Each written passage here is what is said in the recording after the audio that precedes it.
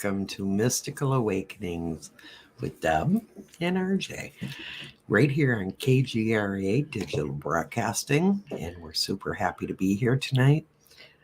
Very, very excited for our guest tonight.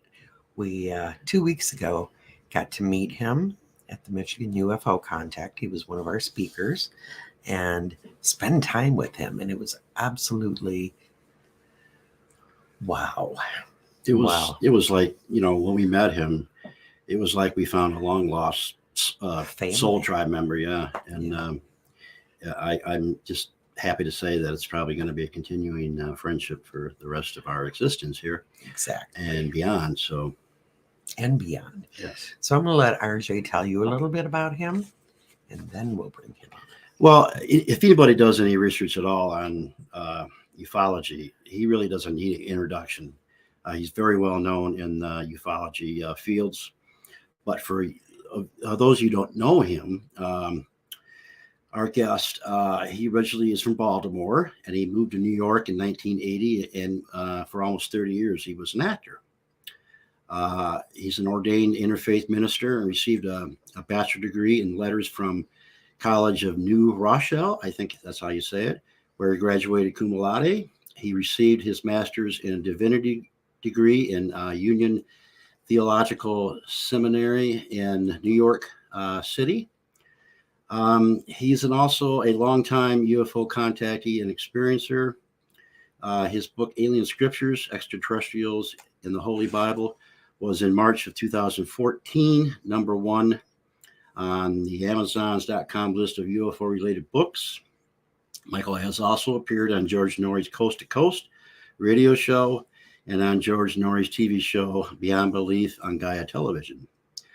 Other TV appearances include being a regular consultant on the History Channel's Ancient Aliens, as well as being featured on the UFO TV documentary The Real 4400 and UFOs and the Hidden Evidence on the Travel Channel. Reverend Carter was also featured in Steven Spielberg's TV documentary Abduction Diaries for the Sci-Fi Channel.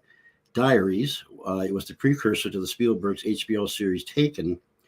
Author Whitley Strieber calls Reverend Carter's his book, Alien Scriptures, Extraterrestrials in the Holy Bible, the best book ever written on the topic. His 3 other books are A New World, If You Can Take It, God, Extraterrestrials, and the Evolution of Human Consciousness, God Consciousness, a 30-day meditation manual for God Consciousness Thinking, the Metaphysics of Spiritual Healing, and the Power of Affirmative Prayer. His most recent book is Initiation, the Spiritual Transformation of the Experiencer. All of his books can be found and purchased on Amazon.com and Barnes & Noble. Michael also serves now as the minister of the Unitarian Universalist Congregation of the Swannanoa Valley, located in the beautiful mountains of western North Carolina. It is our honor and our pleasure to introduce Reverend Michael J. Carter. Hey, Michael. Welcome, Michael. Thanks for having me on. Oh, those are quite the accolades, my friend. Listen, pleasure. I was wondering if I knew the person you were talking about. Yeah, this is going to be a lifetimes.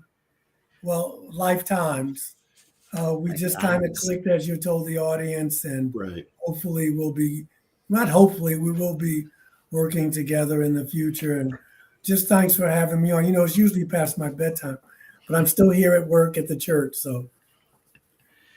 Here we are. It's almost Christmas time. Oh my gosh! Well, I don't want to Halloween. You're right.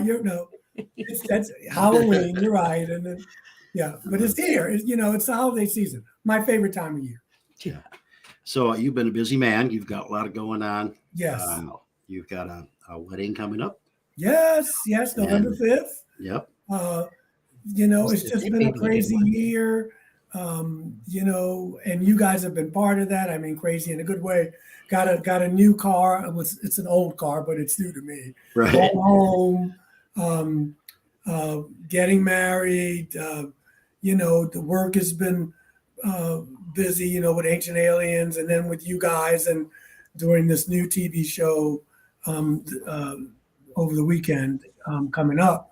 So I've just been very thankful, and it's just been a great year. I was talking to someone, even, we're on the brink of nuclear war, and, we got the culture wars going on and it's just keeping your feet in both worlds, that even during all this, there's always stuff to be thankful for. Right. And at the same time, human beings have to decide what we want to do with each other and going forward if we want to go forward. So It's an interesting time.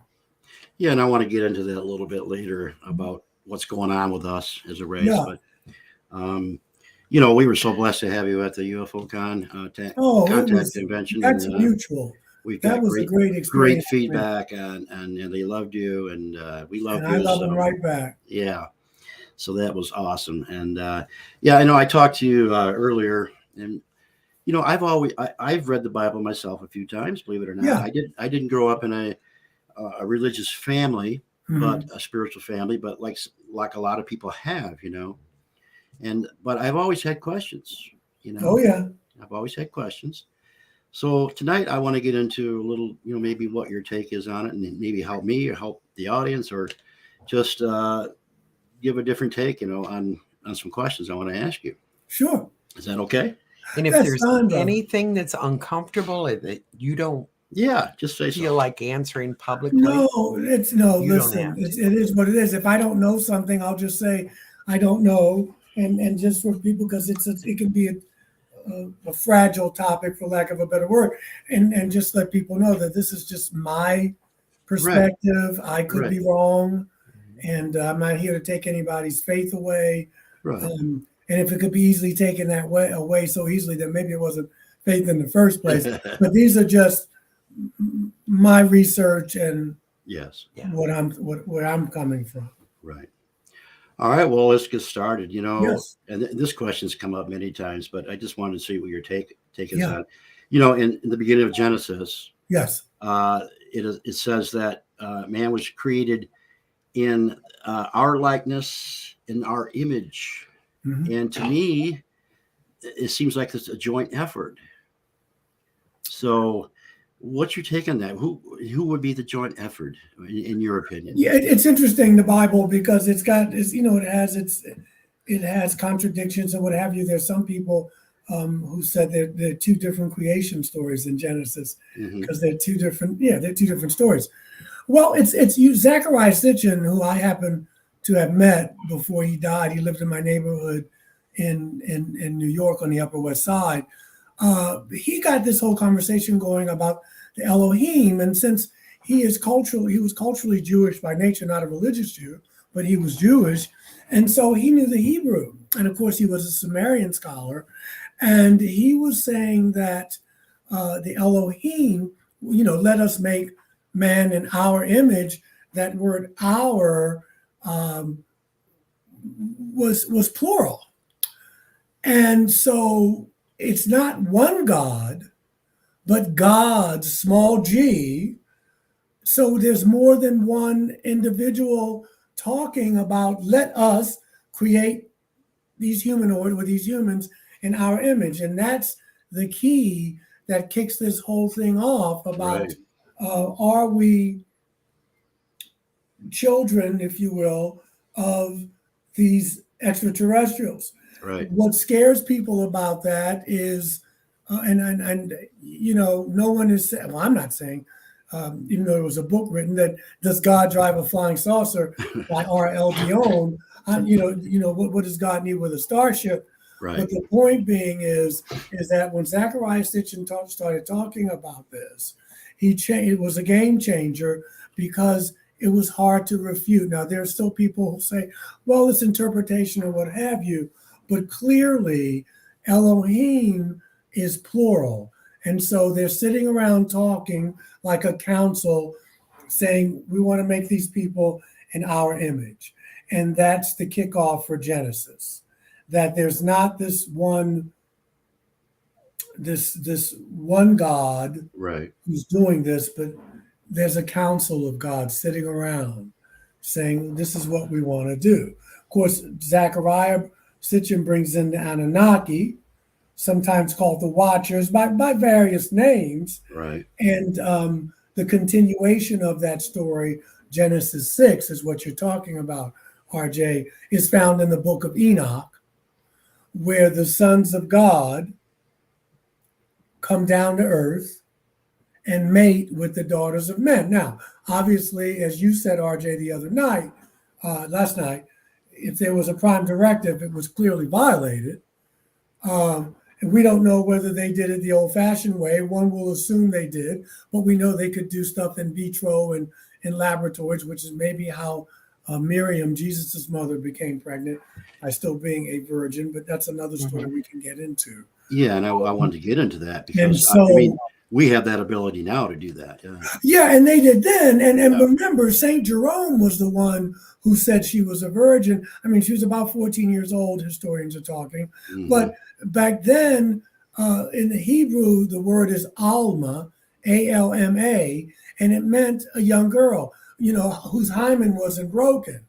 St. Jerome, and all the politics that came with that, was saying that Jesus could, very God of very God, begotten, not made. His mother could not have had sex. So somehow it took away from the purity aspect, right, of life, which was nonsense. You have all these men who were monks, and who many of them were probably afraid of women, but yet they're writing these stories about women. Mm-hmm. And so, women were second-class citizens then.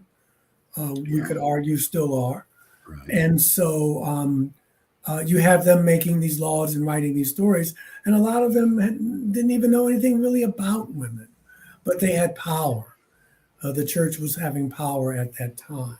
So thanks to Zachariah, even though people are writing and rewriting his work, some of them not giving credit, but the whole Anunnaki thing, the planet Nibiru, all that's Zachariah's work.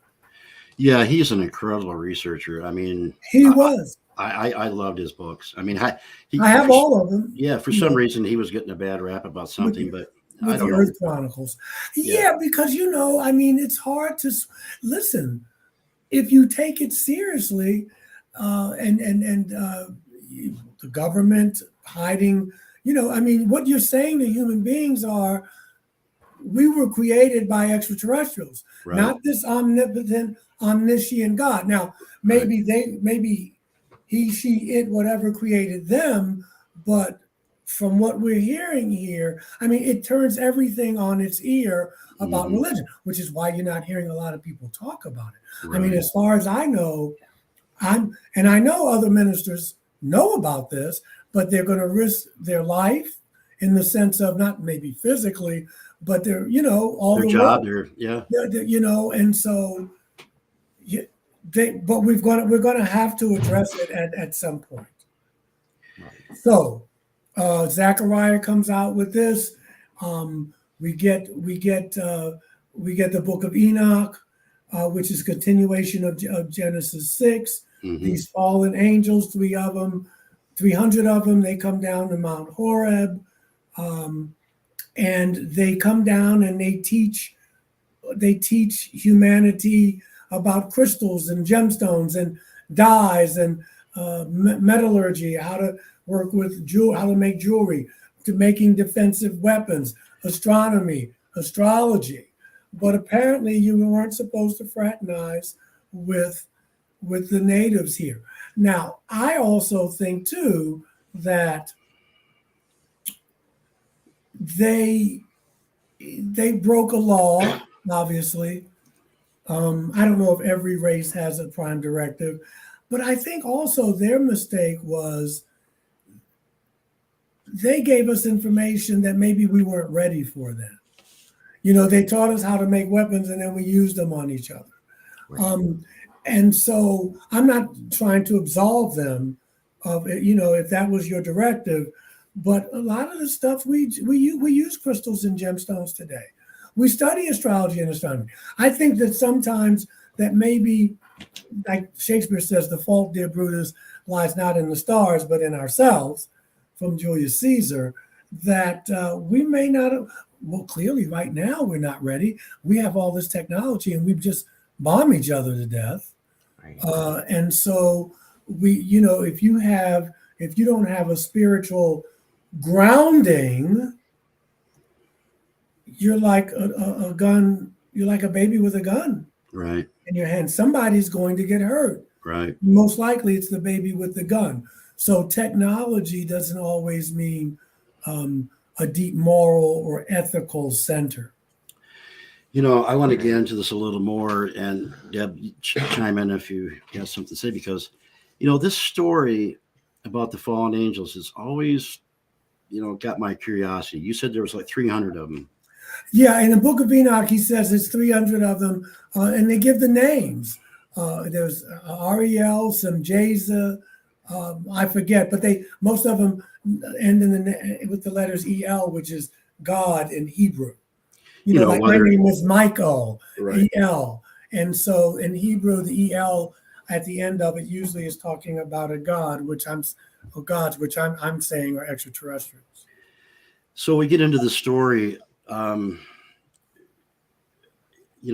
was 300 of them. In my opinion, okay, whether they're extraterrestrials or angels, whatever you want to call them, if it was so wrong, and trust me, I'm not trying to make an opinion here or stand, but it seems to me if there was only 300, whoever it was could have stopped it, in my opinion. But so I've often wondered, was it part of the plan? Was it, was there a plan? Even going to Lucifer, right, who was supposedly God's right-hand angel, right? Yeah, the most beautiful. Yeah, most beautiful angel, Lucifer was. I've always thought, was there a deal made between them that you will go and test, humans, my children, for whatever reason, teach them sin, whatever you want to call it, and you will be the most feared and hated person, on earth. I've always wondered about that story. Was there a deal worked out, or did he really tell his king or his, God, whatever, I'm revolting. I don't believe what you're saying. I mean, to me, there's something missing there that I've always thought about. And I just want your take on that. I don't know if it's something missing. I think, well, of course there's something missing, RJ. Right. You're right. I mean, because we never get the whole story. Right. What I think is difficult for us as human beings to fathom, the Greeks do it with their gods. Eric Van Donigan has written all these books about the gods of Greece, and then written about them. They act like us. See, that's the thing. We don't expect gods to lust after women. We don't expect gods to fight these wars and then have human beings fight. That's what blows the mind, because we're thinking of this omnipotent, omniscient God, and we have gods who drink wine, who get drunk, who have sex, who commit adultery, who come in peace. And so it's hard to wrap the mind around that, because the next question is, then is there a God? Right. And religion plays a major role in controlling people. It's not just that, but it certainly does. And so we start peeling the onion, and we're starting to ask questions. And as you said, I mean, these questions you're not allowed to ask. Right. You're a troublemaker. Zachariah talks about that. I know when I was in seminary, I would ask, we don't ask those questions. Even the simple question of, if we're fighting another country, whose side is God on? Because God is supposed to be. So these questions start getting one into trouble, as it were. Right. So we'll never know if, we say, well, he rebelled against God. You can't rebel against God. Yeah, okay. Maybe he rebelled against his commander. Maybe he rebelled against whoever was in charge of the starship. Or you don't mess with them. Right. They're our creation. You got to leave them alone. We also know that whether you're talking about the Battle of Troy or David and Bathsheba, sex gets you in trouble. Okay, not sex, period, but Right. that eros energy and that first chakra is powerful. Lust, You do yeah. not want to mess with it. Right. Okay, and that's what I get from that. That Right. you don't want to mess with that energy because it's brought down king. You have to have a pretty good spiritual discipline because it's very powerful. Right. But they do lust. They get drunk, they argue, they fuss, they kill. And so we're taught that, at least here in the West, that God, because we're only talking about one, you can't be asking about others. No, that would never happen. Same thing with Jesus. Jesus could never, we don't want to hear about Jesus being married. Right. To Mary Magdalene. We don't want to have, his mother had to be pure virgin. She couldn't have enjoyed a sex life. Right? So it's all screwed up. We're so, our culture, you look at TV and they're selling sex, okay, like they sell drugs, and you go to movies and you see all this, but we don't mind it then. But when it comes to other things, we're so prudent. We're split. It's like we can't get whole. And that says a lot about our society, period. Right. Yeah, getting back to this Immaculate Consumption thing. It wasn't only Jesus; it was Buddha, right? Yeah. There are a lot of virgin births. Yeah, and you named a few other. Samson, right? Well, Samson. I was telling you the other day that it's great to be an angel because every time you meet a woman, they're pregnant. Right. It was a great gig. I mean, older women, they're past menopause, but Gabriel meets Miriam, Jesus' mother, she's pregnant. Her cousin Elizabeth, John the Baptist's mother, pregnant. Abraham and Sarah, the angels come and visit her, she's pregnant. That's a great gig. Yeah. And the thing is that there's always something special about the women. Don't get named. Samson's mother doesn't have a name. Elizabeth gets named because she's Mary's cousin and that kind of thing. But it's always something special. Jesus, of course, we don't have to go into. Right. Samson has the strength. Mm-hmm. John the Baptist has the tongue. He's the way shower. He's preparing the way. So he's a Nazarene. You don't cut the hair. You don't drink. It's always something special about these beings, these individuals. But when we come to Jesus, if your father is human and your mother isn't, or it's the other way around, your mother that isn't, that means you're not fully human. Right. And so it makes more sense with some of the miracles that went on, and what have you. Even his teachings. I mean, when he says my teachings aren't of this world, I mean, that's why those teachings are so hard to live. Right. To love your enemy. Right. To not seek your enemy. That's high level of spirituality. High level of spirituality. And so they are otherworldly teachings, but he's saying you can do these things. You can do it. You can heal. You can do it. Yeah. But we're taught, the church says no. Only he does it. Yeah. And, he says, I and my Father are one. Well, he's telling the truth because his father is probably an extraterrestrial. Right. But that's frowned upon. Yeah. Because the church needs that power. Mm-hmm. Right. You can't have the power. Right. The church needs the power. Right. And God is out there, not in here. No, right. Just separate. Sitting in a cloud. Yeah. Yes. Looks yes. like RJ. And that kind of teaching will get you in trouble today as well. Right. Yeah. Right. Well, I can say, Michael, that I was kicked out of Sunday school so many times that they finally asked my parents not to bring me back. Because even at 5 years old, it didn't make sense. Yeah. Bible study just did not make sense. I had a lot of these same questions and, I was punished for it. Yeah. So yeah. And and that's, you probably were punished in other lifetimes, maybe even lost your life, a couple of those lifetimes. And so you learn today, at least I learned how to walk in different worlds. And, some stuff you didn't bring up. Right. Because you didn't bring it up if you were going to be arguing with people about it. Right. You went into the catacombs, as it were. Mm-hmm. And, and so same thing with the UFO phenomenon. You didn't talk. You got together with your friends. You give a little conference, like-minded people, because out there, they think we're crazy. Now we're getting the last laugh. But that's also the spirit of discernment, Yeah. Jesus said, right? When we were talking at the conference, I love this saying from him. If we were talking to Nicodemus, if I speak to you of earthly things and you can't get it, how are you going to get it if I speak to you of heavenly things? Right. Yeah, I mean, Exactly. If you're stuck in a three-dimensional world and you don't even get that, how can I speak of higher? Yeah. And frequencies and love. Yep. And I want to be clear here.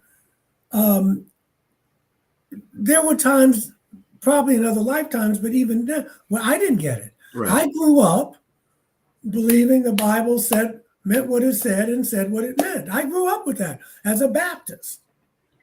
So, and I throw that in because because it's easy to get egotistical, man.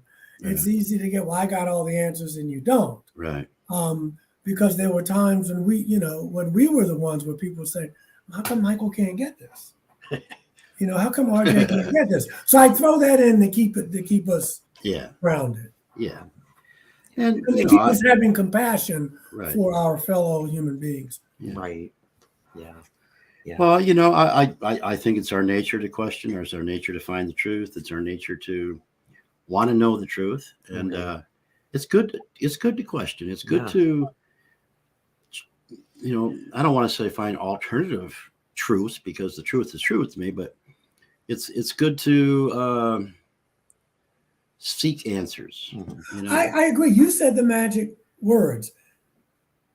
And I remind my congregation of this on Sundays. It's good to be a seeker, but remember, you're seeking in order to find something. Right. That's hopefully why you're doing this, so you can get some answers.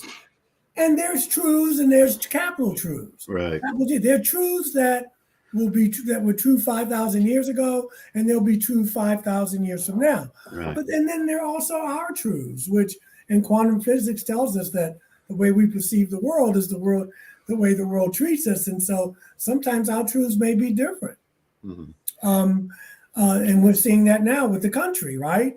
Both of us, you got people on one side of the aisle thinking that they're trying to save the country from going down the tubes. And you got people on the other side of the aisle thinking the same thing. Right. We got the same thing, but we're seeing it totally different. Yeah, right. Because quantum physics tells us that we create our own reality. Right. Too. Exactly. Yeah, I mean, it's Deb's one of those rare females that is colorblind, and she says that's green, and I say no, it's red. It's true to her. It's still green to me. It's just the way it is. So, yeah. But yeah, that's the point I wanted to make, is that somebody's truth might not be someone else's truth, but right. But the truth, the truth, like you said, that holds fast for eons. Yes. Yeah. Like what I put out comes back to me. That's not personal. That's a universal law. Right. Okay, that's the truth. Universal law. Yeah, at least in this galaxy. Now, maybe in another galaxy, it's somewhere else. But that's what we know that that's true. We know that violence can beget more and more violence. It can. Yes. But that doesn't mean, if someone's attacking you or threatening you or a loved one, you may have to respond. There's some people who say, well, I couldn't respond. I'm a pacifist. Okay, that's true for you. That may, but again, there are universal truths that we see in nature, that nature regenerates, that it does, nothing is ever wasted. Again, the universal law is we reap what we sow. Those are always going to be true. Yep. For the most part, if I jump off this roof, There's the law of gravity that says I'm going to go splat. We know that if you don't treat people fairly, it comes back around. So those are going to always be true. Mm-hmm. And then there's this truth with small t's, which we see, which we're seeing now play out in world events. Ukraine sees it one way, Putin sees it another. Right. Taiwan sees it one way. The Middle East, and those are the hardest things to reach conclusions on, because when both people are right, when both parties are right, I need a homeland, and you need a place to stay. How do you navigate that? Yeah. It's easy when it's clearly when someone else is wrong, but when both parties are right, it's more of a challenge of how we can resolve this. Right. It's more of a challenge than when both parties are wrong. Absolutely. I mean, because, one could finally see a side, but when they both feel they're right, we need to address this. It's tough. And that's why when you and I were talking, Mary Beth Weimer, yes. Michael JS.Carter at gmail.com. Michael JS.Carter at gmail. You can catch me there. That's my email. Well, we see it, man. We just see it. We see it played out in our politics. We see it play out in race. We see it played out in how we treat you and I say that some of these beings are our brothers and sisters. Right. Right. And then you got some national security folk. They're a threat. They're trained that, no, there's a possible threat here. Yeah. Possible, but that doesn't mean it is. Right. Right. All of them may not be our brothers and sisters. So the question, and if I knew the answer, we could split the Nobel money. Right. But we've got to find a way that we can talk about these things on a micro level, RJ and Deb. And RJ, we've talked about it. Right. For me to have inner peace, I like Eastern thought because it makes room for gray area. Mm-hmm. When I started to give up the need to be right, now, I'm not talking about nations and guns, that's above my pay grade. But when I started to really say, I don't have to be right with this, I don't have to prove anything, my life got more peaceful. What is your most famous saying by Buddha? Don't. Well, some people argue that Buddha never really said it. And I don't really care if he did or not. But don't listen to me. He did say it. Hear what I say, and go out and learn for yourself. Yeah. I'm not a god. You go out and learn on your own. You won't hear that in Christianity. And we're not beating up on Christianity. Right. But we know Buddha lived 500 years before Jesus. We're just stating a fact, Yeah, that you don't. And it takes a lot of, the Dalai Lama said it, that if everything he believed about Buddhism was proven wrong, mm-hmm. he said, I would have to relearn and take all that in. It takes a very old and wise soul to be able to do that, because most people will resist it. Right. And so, but a way, we talk about spiritual growth and what have you, it's looking at your shadow side.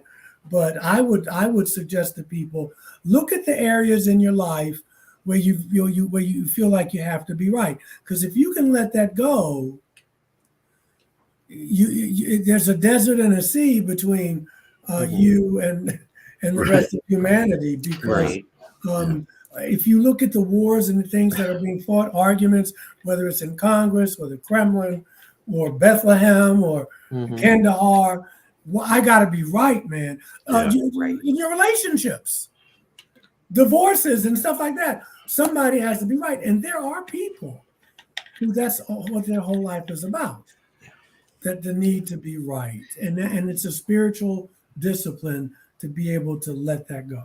Is it safe to say that they're really afraid to be wrong? Well, who said it? That one thing about America is that we have to have, if you have a winner, you have to have a loser. Right.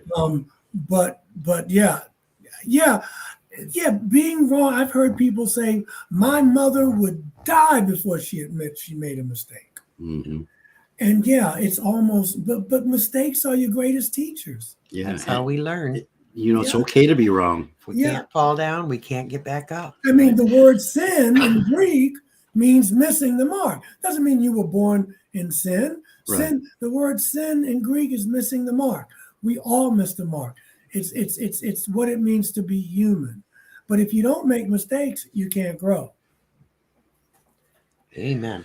So I know we have a ton of questions we could ask all night long. I just got one. But we also have people out there in the audience that would love to ask that's true. questions as well. Yeah. Okay. So are you open to answering I'm open. And maybe what we don't get done tonight, we'll do another night. Okay. Sounds and great. Another night. Because an hour goes so quickly. We could talk for months, right? Years and days. We've done this before. So yes. We're back doing it again. Right. We looked different last time, but we're back doing it again. So if Bill, if you can hear us, if there is, some big questions out there, feel free to post them. And I'm sure Michael would be happy to give it the best answer he can. And what I can't answer, I'm going to tell you, I don't know. Yeah. Right. But if we don't get a question, RJ has one. I wanted to tell you that one of the most amazing things that Jesus said to me, and I've always pondered about, was that in my Father's house, there are many mansions. And I go there to play a place. Yeah. Right. So where I may be, you can be also. Which means to me, there are many worlds. You guys are giving me goosebumps. Many planets, many dimensions, many places that you can exist in. That's the way I look at it too. Yeah. So to me, that's the way I look at it. It's just a comforting saying, that where I may be, you can be too. Right. And wise brother. Right. I mean, otherworldly brother. Right. It's and that kind of love is just radical. Mm-hmm. And people who try it, it's a tough sell. Gandhi, King, it's a tough sell. Yep. But I guess it's worth the price of admission. That kind of love. Yes. Is it scares people. It does. It does, but don't you feel that that's what we all want? Deb, yes and no. And I'll tell you why no. Right. You and I, and a lot of people out there, are older souls. And so we've learned from trial and error the other way. Mm-hmm.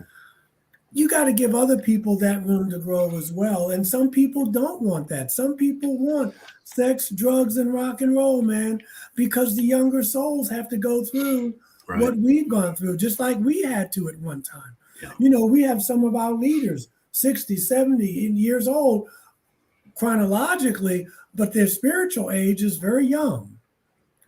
And so on some level, I hear what you're saying. You can want that and not know you want it. But the universe in this infinite wisdom, how do you learn acceptance? By putting older souls with younger souls. That's how you learn forgiveness. That's how you learn to accept. Everybody doesn't want that. But they may want it later on. But, some people want the power. Some people want it because that's all they know. Right. Yeah. That makes sense. That makes perfect sense. Yeah. I'm just that's my take. And it keeps me in the game because otherwise, that's why I said I try to remember at one point, whether it was this lifetime and some of it was this lifetime, but in other lifetimes, I would probably be the one that was being an ass because that's how you grow and learn. Yeah. Right. And you got to remember that, hey, at one time I was this person. Mm-hmm. Because I had to grow and learn after lifetime, after lifetime, and at the same thing, as we will continue to. Right. Yeah. Well, that makes sense. I mean, as seekers, we spend our whole lifetimes seeking, and by seeking, as you say, you're looking for truth. You're asking for the truth. You want to see So we do it in many, many, many ways. It's not always, Yeah, in my 20s, it was all about make love, not war. Right. Now I'm in my 60s, and so a little bit different. But there'll come a time when you don't have to seek anymore. There comes a time when I'm reading a course of love, which is like, it's a different channel, but it's more of a heart chakra energy. It's for lack of a better word, it's like kind of part 2 to A Course in Miracles. I recommend it. It's called A Course in Love.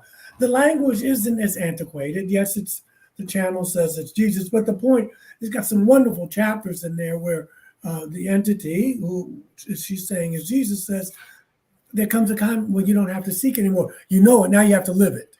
Right. Because you can keep seeking and seeking and not get it that you got it. I was spending all this money on books when I was younger, and I realized that these people were saying the same thing in different, whether it was Bartholomew or whether it was the Michael teaching, whether it was Seth. I got to get that latest book because I got it. And then it came to a point where I was like, I know this. They're just saying it less eloquently, more eloquently, and now I have to live it. Now, some people will say that's arrogant. Who are you? You think you don't have to learn anymore? No, that's not what I'm saying. Right. I'm just saying, but there's certain truths that you learn and you know it, and now you have to put them into practice. Otherwise, you'll spend your whole life in your pocketbook buying books that all say the same thing in different ways. Right. And there comes a time when you just have to live it. I got it. Write your own book. Yeah. Now, yes. And you can write that with your life. Right. The way you live your life. Yeah. Yep. And you write great books. But I guess, what I'm saying is the more, for me, the more I learn, the more I know, but the more I also realize I don't know. Well, that's what Plato said, or was it Socrates? I'm wise because I realize how much I don't know. Right. Yeah. Right. And when it comes to books, I believe that, we have a metaphysical store. So books is a big thing here. Yeah. We sell a lot of books. But I tell people, they'll come in and they want all these different books on one topic. And I tell them, use some caution, go within, read it. But remember that all of these books were written by a person with a theory and an opinion. Yeah. Yeah. Feel what feels right for you. For you. Yeah. Discernment. Yeah. Because I know people who will just swallow stuff whole because they read it. No discernment at all. Right. And they'll repeat it like it's gospel truth. And it's like, well, how do you know that's true? Right. Just because someone else said it. Yeah. And that goes back to your point about Gautama, about Buddha. Find it out for yourself, man.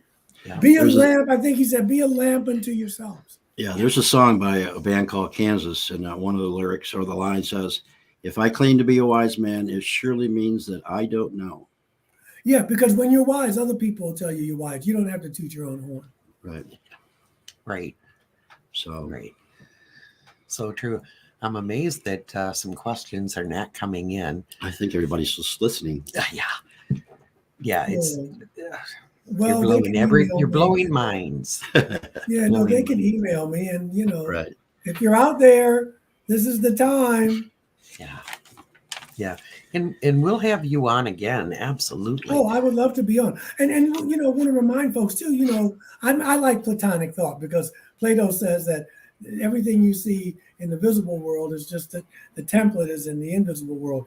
But what he said so many things, but he says that all learning is remembering. So nothing I've really said tonight is new. I mean, it's just wisdom from so my job is to remind people that you already know this. Yeah. You already know that this is going to happen. And if I touch the stove, it's going to burn me. Hey, Bill. Hi, Bill. That's the newest one. It's a year old. Okay. Now, I would let you know, brother. Yeah. So it's about reminding people what you already know, and it makes us closer because nobody's the guru, and we just remind each other. And he's asking about initiation. Yeah, I wanted to write initiation for people like you and me, and Because I think going forward, despite what NASA and all everybody plays their part, but experiencers can be the spearhead because we've experienced it. Mm-hmm. We've experienced it. Right. And so I wanted to write the book for people. The questions I get are, can I believe in God and still be an experiencer and believe in UFOs? How do I know if I've been visited? There's some information that I put in the book where it may give you a clue if you've been visited.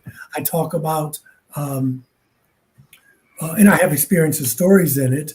I talk a little bit about people, how to deal with it if you're an experiencer and your partner isn't, or vice versa, because there's a lot of data that a lot of relationships don't make it because it's hard for the other person to make these adjustments. I talk about, usually there's some type of round enclosure, whether you're outside or even in your room where you're visited. And just that the people like us who we're being initiated, we're trying to pave the way. If you are an experiencer and you feel that despite the trauma that your experience was positive, that you grew from it, that it shifted something in you, then this is the initiation for you to begin your mission. And that's why I call it initiation, the spiritual transformation. Question, Mary Beth. Mary Beth, I will say this. I don't know if they will do anything. Maybe they've done stuff in the past, but you don't want to get to the point where you depend on that. You're dependent on them. Right. In some ways it's just, yes, maybe they'll do something because when we split the atom, it reverberates in different dimensions. Your neighbors are like, what the hell are they doing down the street? But also, we can't grow up and join into this galactic federation and this new world if we don't, they'll clean up the mess for us. Yeah. They're going to clean it up. Don't worry about it. And do they have the technology to do it? Sure they do, but that's not the point, right? The point is for us to never do it. Yeah. Right. And remember, we've destroyed ourselves before. The earth has been destroyed before. Right. Whether, nuclear stuff, if you go back, if you subscribe to Sodom and Gomorrah was nuclear exchange, there's been wars on the planet. Yeah. So it's not, the cockroaches will be here. We'll just have to start all over. Right.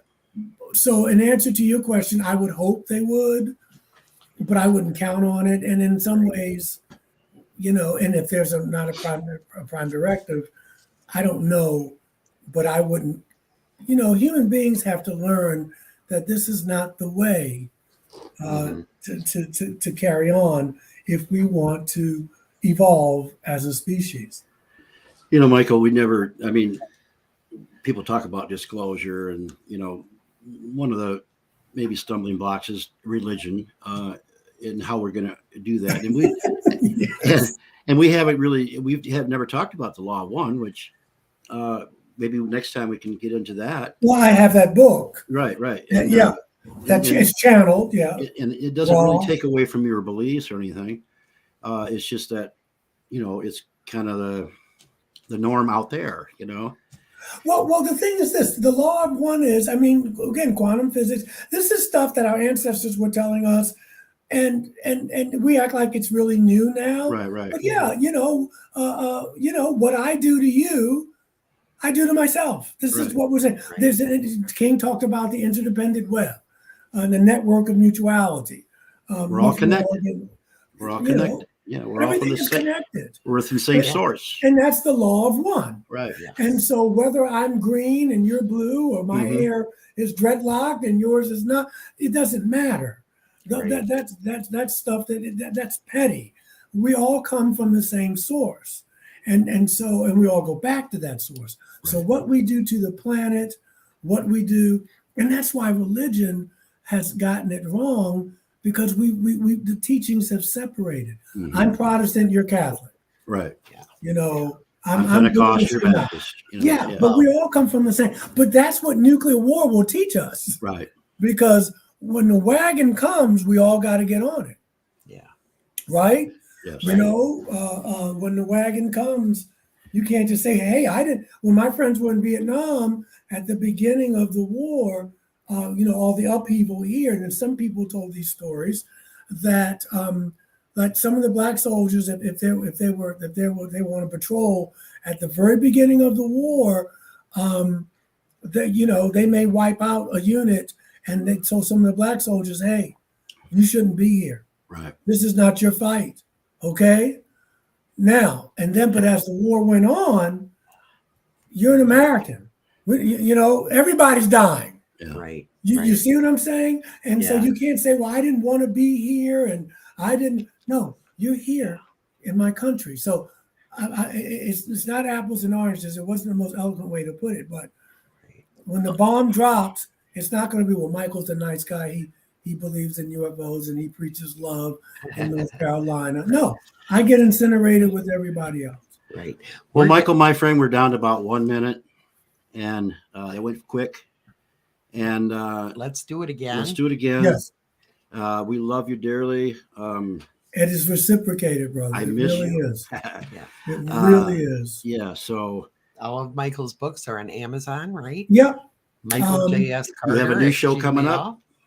Well, the Ancient Aliens one should come up soon. It's about the obelisks and is the Ark of the Covenant in Ethiopia.